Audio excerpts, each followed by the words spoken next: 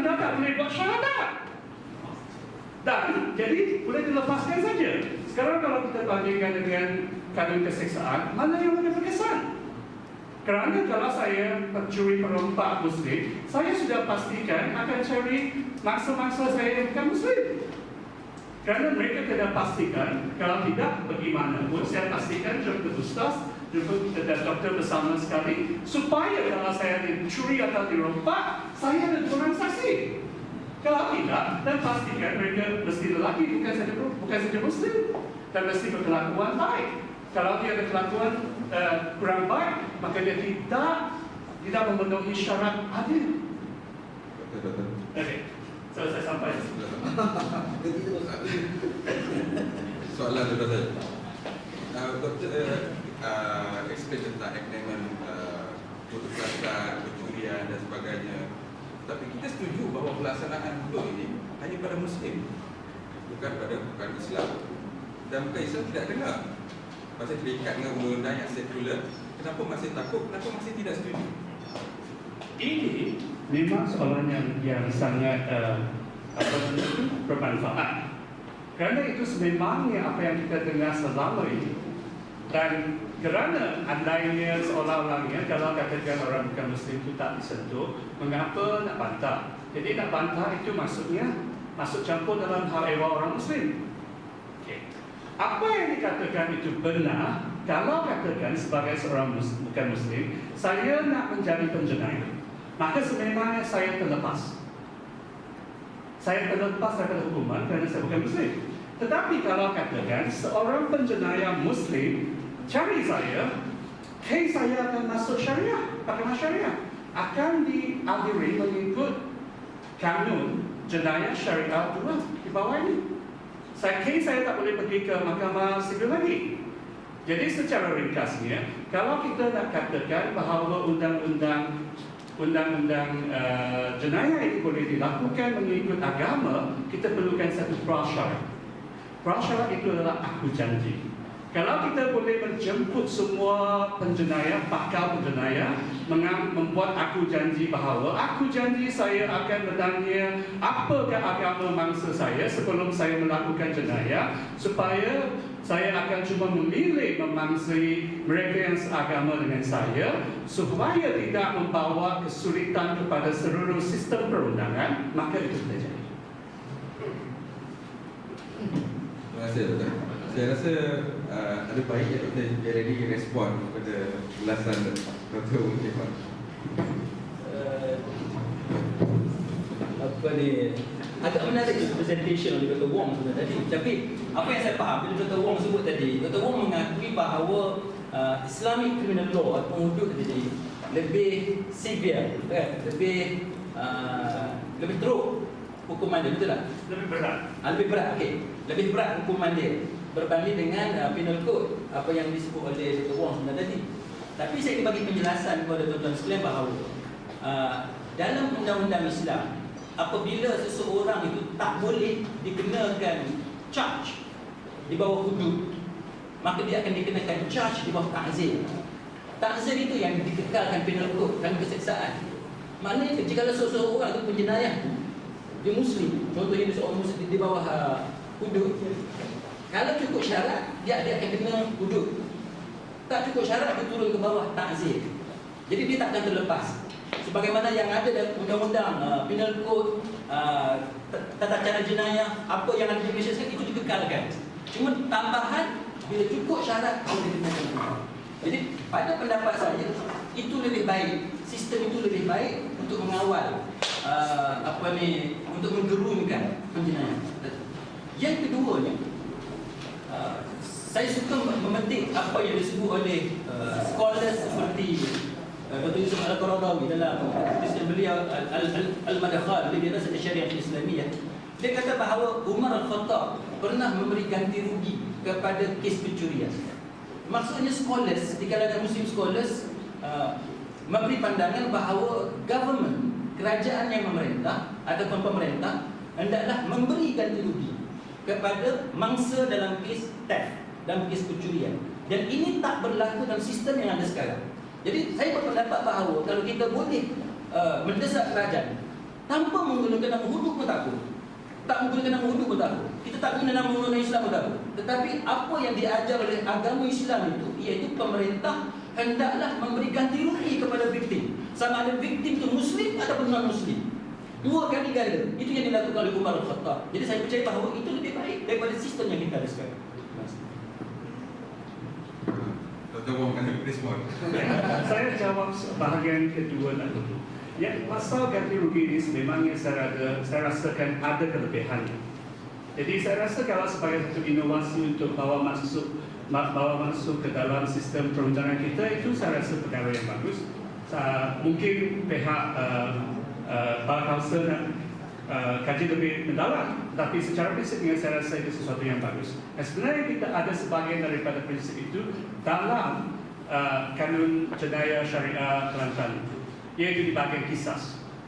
Tetapi apa yang menjadi masalah adalah kisas itu dia kenakan standard keawaian untuk ganti rugi. Unit M dia. Satu dia, ikut yang dulu yang saya nampak tu 4.455 gram emas. Sekarang yang edisi yang baru tu menjadi 4 kilo, 4.45 kilo. Itu lebih mensabah. Maksudnya satu unit itu lebih kurang sekarang lebih 500 sampai 600 ribu ringgit. Itu untuk ganti satu nyawa. Dan untuk organ yang ada sepasang, kalau hilang separuh, maka ganti separuh. Itu maksudnya kalau hilang tangan, separuh dia. Kerana ada dua tangan. Tapi cuma ada satu lidah. Kalau lidah itu dicederakan, maka ganti satu dia. Mata separuh dia. Kalau seluruh rambut saya dicukur sampai habis, maka satu dia.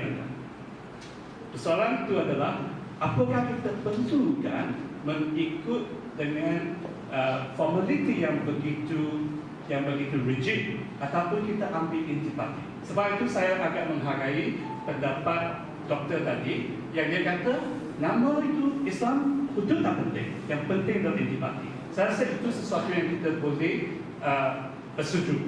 Tapi saya nak kembalikan kepada apa yang tadi poin pertama. Tadi doktor kata bahawa kalau dia tak jadi, dia boleh masuk kepada undang-undang mahkamah biasa. Itu tidak. Kerana section 2 kata, kanun ini hendaklah terpakai ke atas tiap-tiap orang Islam yang mukallaf bagi apa-apa kesalahan di bawah kanun ini yang dilakukan olehnya dalam negeri Kelantan.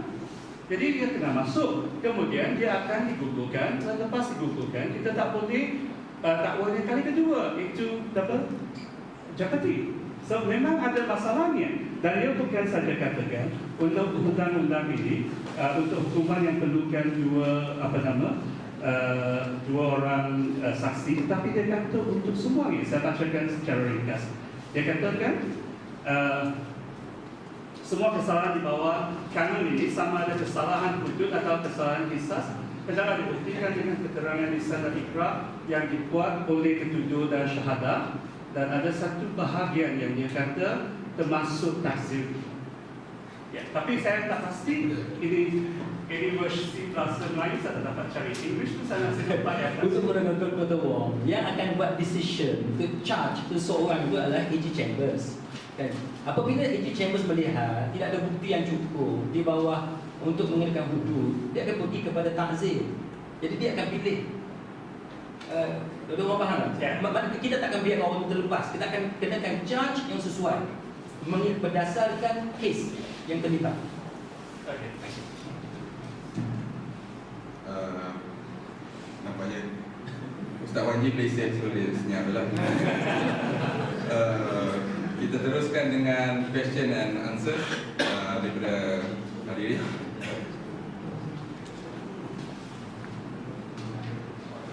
Soal jawab. Buat tanya. Saya cepat beri Ustaz Wanji. Tanya. Okey, saya nak tanya Ustaz Wan, siapa-siapa boleh jawab. Kalau boleh jawab, tak kisah siapa. Undang-undang hudud ni sebenarnya undang-undang daripada Quran ke ataupun sebenarnya undang-undang jahiliah? Sebabnya sebelum Al-Quran, ayat Al-Quran pasal hudud turun, undang-undang itu telah lama pun dibuat di kawasan sana, di Arab sana, di bumi Arab tu dah dibuat. Jadi sebenarnya undang-undang ni undang-undang Quran ke atau undang-undang apa? Itu soalan yang pertama.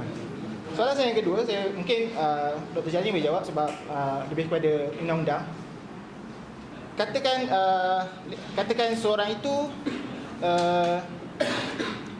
mencuri, seorang pencuri, bukan seorang tapi satu kumpulan pencuri yang terdiri daripada orang bukan Islam dan juga orang Islam. Okey. Jadi dia nak orang mereka ni nak diadili di bawah undang-undang mana satu? Undang-undang syariah ke ataupun undang-undang sivil? Dan katakan orang Islam ini diadili di bawah undang-undang syariah, orang bukan Islam ni diadili di bawah undang-undang sivil, dia akan mendapat hukuman yang berbeza. Katakan orang Islam ni dia akan kena potong tangan, tapi dalam undang-undang sivil orang bukan Islam dia tak kena potong tangan, dia kena undang-undang sivil lah. So mana keadilan dia? Padahal dia mencuri benda yang sama. Itu saya soalan saya. Okey. Saya nak sambung pada sikit kalau undang-undang jadinya wujud ini adalah undang-undang jadinya, maka hadis Islam bawah itu adalah lebih baik daripada undang-undang jadinya bawah lah. Contoh ini poligami bila orang ramai suka, lepas tu Islam batalkan kepada 4. Itu dua yang perkembangan dan sebagainya. Soalan saya mudah saja untuk Ustaz Majdi dan juga mungkin kepada Doktor. Kalau ada undang-undang yang lebih baik lagi sekarang ini, adakah undang-undang patut diterima ataupun kita kena tolak sebab undang-undang Islam? Undang-undang baru nak kahwin lebih berempat ke apa? Nah, maksud saya kalau Ustaz Wahid, lepas tu Ustaz Jalil. Right, Bismillahirrahmanirrahim. Kenaan dengan undang-undang, kalau kita baca dalam Al-Jami' Al-Ahkam Al-Quran Imam Al-Qurtubi, dia disenaraikan nama-nama orang yang telah dipotong tangan. Dan sebenarnya sebelum Nabi Muhammad SAW dilantik menjadi Nabi, dan memang ada orang kena potong tangan dalam kesalahan mencuri. Maksudnya kalau kita tengok dalam perbahasan Imam Al-Qurtubi, sebenarnya hukum potong tangan kepada kesalahan mencuri itu dah diamalkan pada zaman jahiliyah. Bahkan dalam Quran Allah Ta'ala ada sebut tentang hukuman qisas pun sebenarnya diamalkan dalam Taurat dan Injil. Wa katabna 'alaihim anna nafsa bin nafsi. Kami telah wajibkan kepada mereka Alkitab sebelum itu nyawa dengan nyawa. Maksudnya adalah undang-undang yang telah diamalkan. Lepas tu di Islam tu datangnya Al-Quran, hadis Nabi SAW, dia nyatakan undang-undang itu. Sekarang ni sebenarnya dia banyak debat tentang hukum-hukum Islam ni. Contoh macam dulu dia ada debat tentang hukuman bunuh kepada orang yang murtad, iaitu berasaskan kepada hadis man badala dinahu faqtul, barang siapa yang tukar agama maka bunuh. Cuma ada seorang ulama dalam dunia Islam yang dah meninggal dalam tahun lepas Dr. Hadabi, lepas meninggal, dia agak memberanikan diri dia untuk membahaskan tentang sebenarnya tidak ada hukuman bunuh kepada orang murtad. Dia berargumen, berhujah bahawasanya hadis itu tak valid sebab ada masalah pada sanad Ikrimah Maula Ibn Abbas. Dan yang keduanya, hadis itu segi matan dia ada masalah, iaitu dalam hadis tu kalau kita baca matan daripada awal sampai ke akhir, dia menceritakan tentang Ali radhiyallahu anhu bakal orang yang hidup. Dan cerita hadis tu juga sambungan dia sampai kepada Ibn Abbas radhiyallahu anhu. Yang Ibn Abbas kata, lau kuntu ana ma uhadibuhum, kalaulah aku tak bakar mereka, wala qataltuhum, bahkan aku bunuh mereka. Di qauli Rasulullah sallallahu, kata Rasulullah, man badala dinahu faqtul, barang siapa yang tukar agama bunuh. Hujah untuk Tuhan Jabir Al-Awani, dia menyatakan macam mana Ali bin Abi Talib, seorang sahabat yang kuat itu, boleh menyanggahi apa yang dinyatakan oleh Rasulullah SAW dengan bakar orang. Jadi dia rasa ada masalah segi matan dan juga sanad. Makanya Dr. Tuhan Jabir mengatakan hadis itu tak valid, mengatakan wujudnya hukuman bunuh kepada orang murtad. Okey, disambung juga oleh Dr. Sa'id Ramadan Al-Buti. Maksudnya debat itu berlaku. Dan kita dapati bahawasanya ada ulama zaman sekarang yang pun mempertahankan bahawasanya tidak ada bunuh kepada orang murtad, iaitu Dr. Ahmad Ar-Raisuni. Dia sebut ada satu artikel panjang lebar. Maksudnya ada ijtihad di situ dalam isu bunuh pada orang murtad yang dulu kita pegang orang murtad kena bunuh Tapi ada, bahkan masa enakmen hudud yang hilang ni pun dia dah buang bunuh kepada orang yang murtad Yang dulu ada Ana bawa dulu. Saya bawa dulu Ada dalam buku saya ni enakmen hudud Kelantan yang dulu dan yang baru. Memang dia tak ada hukum bunuh pada orang murtad. Maksudnya Kelantan itu sendiri pun dia dah diijtihad ubah pandangan Yang kedua, ada debat baru berkenaan dengan hukuman, dan benda ini masih lagi kekal dalam enactment yang baru dan yang lama, iaitu hukuman rejam kepada penzina muhsan. Itu ada dalam enactment, memang ada dan sebenarnya dalam dunia Islam pun dah ada debat apakah wujud apa yang dinamakan sebagai hukuman rejam. Panjanglah itu saya ada bincang panjang lebar lah dalam tulisan. Dan ada juga debat yang lagi sebenarnya lama, cuma mungkin kita baru debat Sebenarnya betul ke ada hukuman potong tangan kepada pencuri? Sebenarnya, apakah wujud hukum potong tangan kepada pencuri menerusi Al-Quran? Orang selalu baca ayat Quran, as-sadiqu was-sadiqatu faqtamu aydihuma jazaa'an bima kasaba nakalan min Allah. Ayat tu lah orang selalu ucap pencuri lelaki dan perempuan sampai kesalahan potong tangan. Sebenarnya macam contoh ada seorang ulama daripada Syria, bukan seorang orang. Yang pertama namanya Dr. Adnan Ar-Rifai dan seorang lagi nama Dr. Ash-Shahrul. Dia ni membahaskan kenapa dalam Al-Quran yang ayat potong tangan itu digunakan kalimah faqata'u. Padahal dalam kalimah Al-Quran faqata'u ni bukan makna potong, tapi faqata'u ni maksudnya adalah macam contoh wa yaqta'u nama amarallahu bihi an yusala wa yufsiduna fil ard dalam surah Al-Baqarah.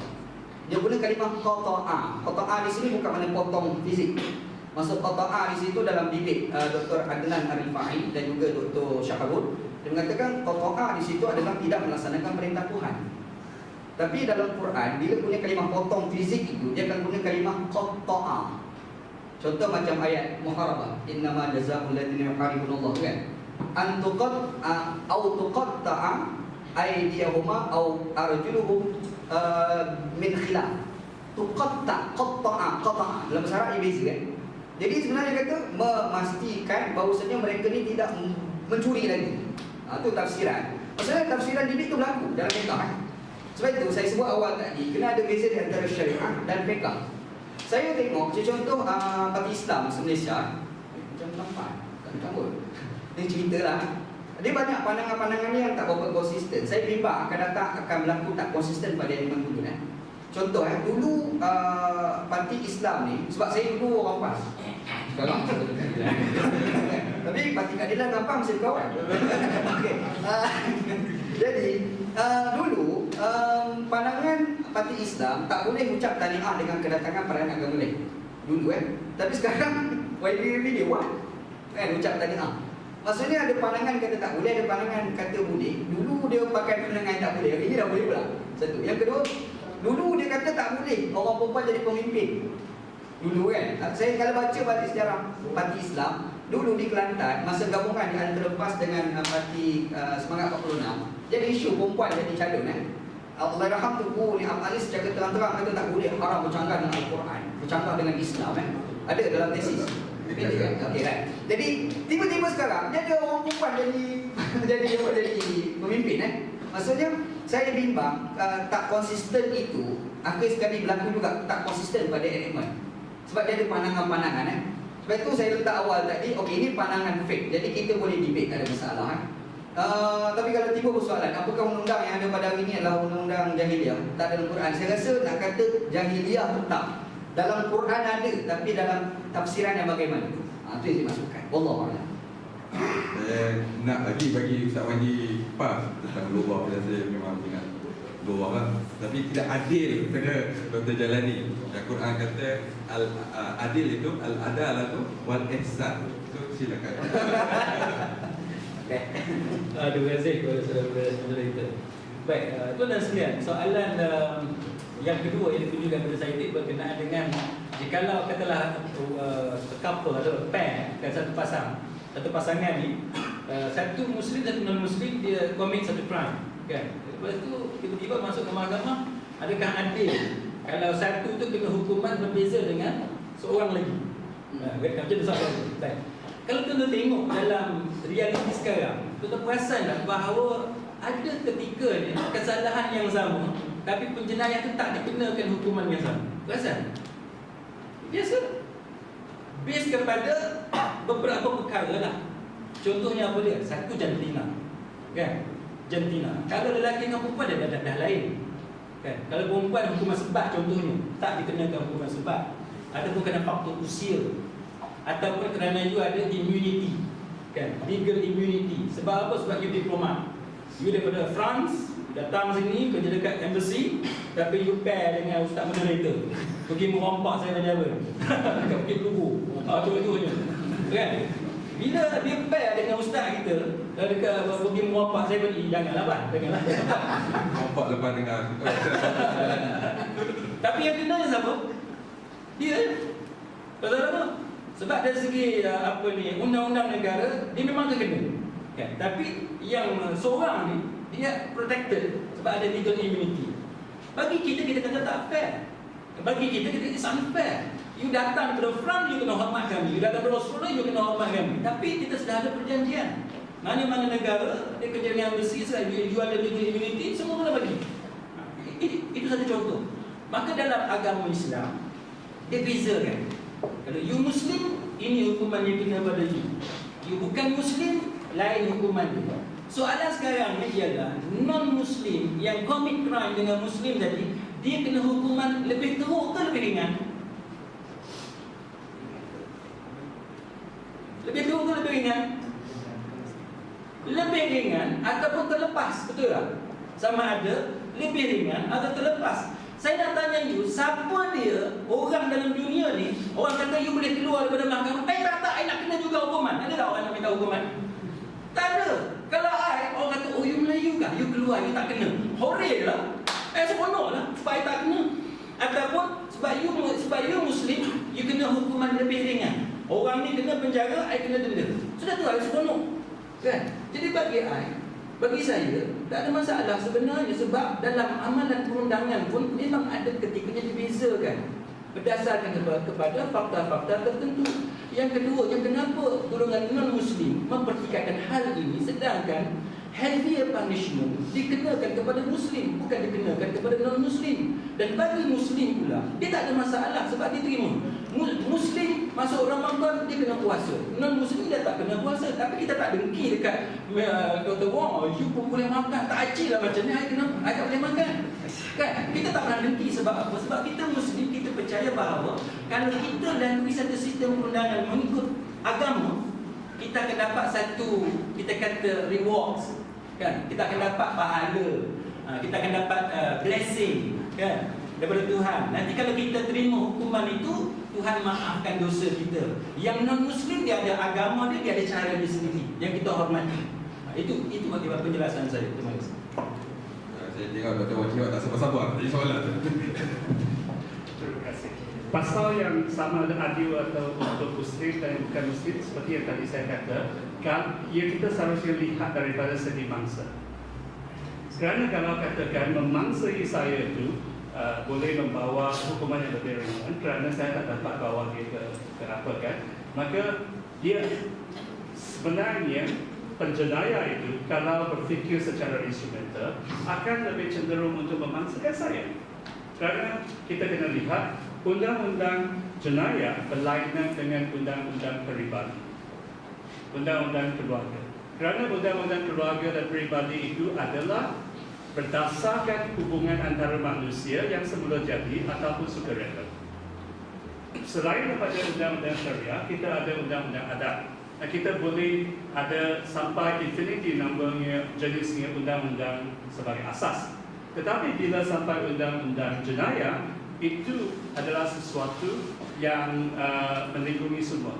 Kerana kita hubungan antara penjenayah dan mangsa jenayah itu bukan sukarela.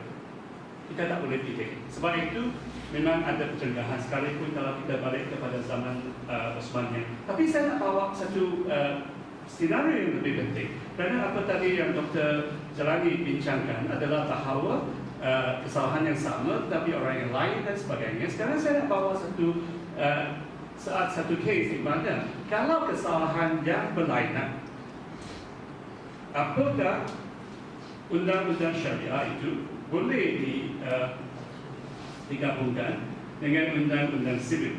Seperti yang tadi kata, kalau untuk pencurian, dia boleh. Sekarang itu yang kita nak, saya nak minta pandangan Dr. Jalani dan juga Ustaz. Kes yang saya nak bawa adalah tentang pencurian.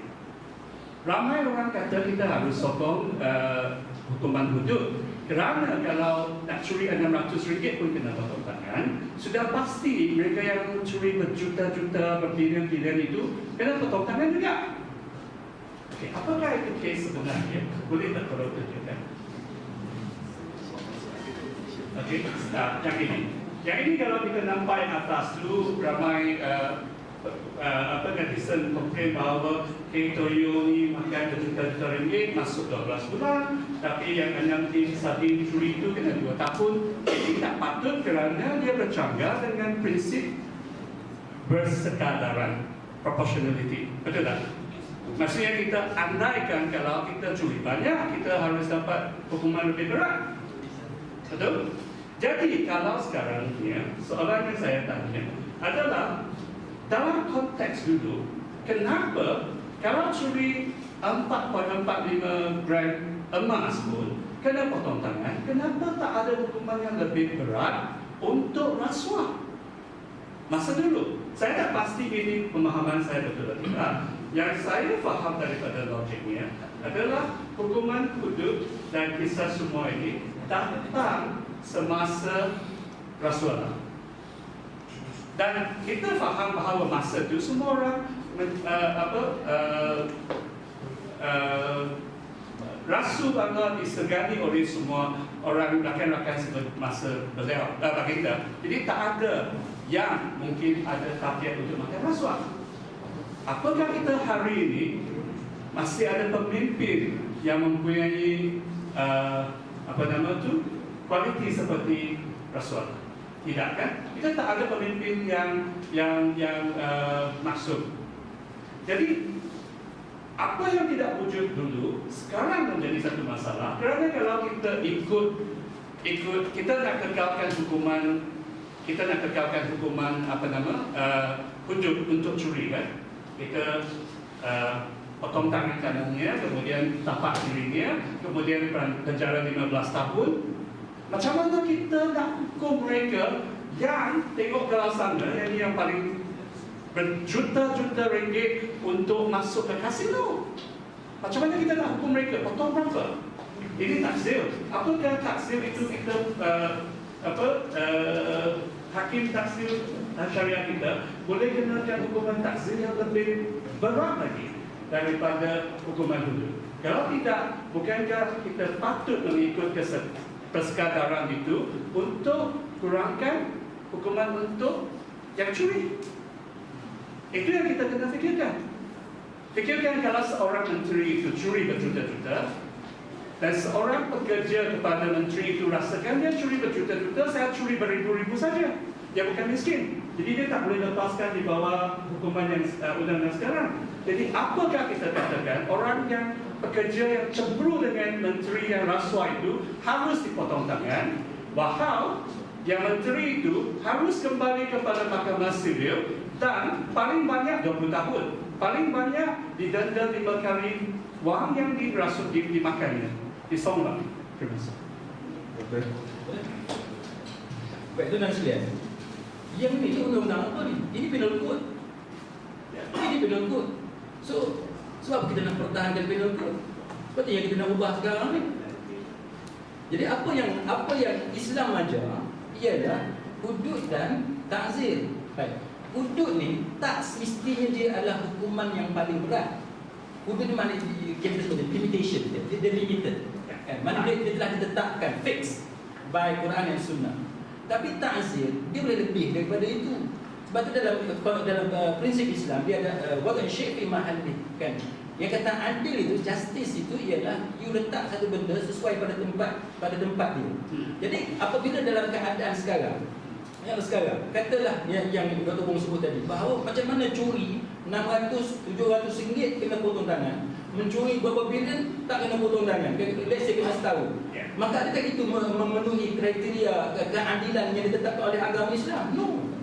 Jadi sebab itu kita kata bahawa undang-undang Islam mesti mencerminkan al-adalah, keadilan. Dan itu yang kita sebut tadi bahawa kita tak boleh hanya semata-mata melaksanakan hudud kita kata itu Islam. Tak boleh. bahawa kita mesti laksanakan semua prinsip yang diajar oleh agama. Jadi apabila kita laksanakan hudud, kita kena laksanakan ta'zir. Dan melaksanakan hudud, ta'zir, qisas, blood composition, money kan, dia semua tu mesti dilaksanakan berdasarkan kepada keadilan. Jadi apabila berlaku perubahan keadaan yang mana jenayah cyber contohnya ataupun melalui online ataupun rasuah yang lebih canggih,